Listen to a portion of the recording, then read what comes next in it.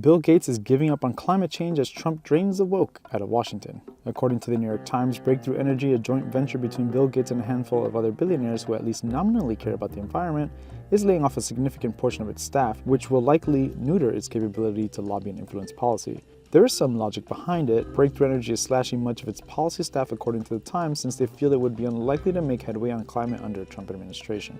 That's probably not a bad call, as Trump famously does not believe climate change is a real thing. He's already reversed course on several major climate policies, is removing reference to climate change from government documents and websites, and is trying to freeze climate-related spending from the Inflation Reduction Act. However, at the state level, there's a lot that Gates and Breakthrough Energy could do to counter the fossil fuel interests that drown out a political landscape that is much more favorable to climate issues. Like in Rhode Island, that despite having Democrats in control of all three branches, efforts to pass carbon pricing laws have failed. But also, it's not totally clear if there isn't a narrow path to work with the Trump administration. For instance, some Republican districts benefit from clean energy tax credits from the Inflation Reduction Act and don't want that taken away. And Trump is interested in expanding the more controversial but low-carbon energy production of nuclear power. Instead, it appears Gates and company are just going to pull up stakes for the time being, giving up on policy and shifting spending efforts to funding startups and clean energy companies, according to the New York Times. That's fine, but adoption of alternative energy production still requires lobbying and policy efforts.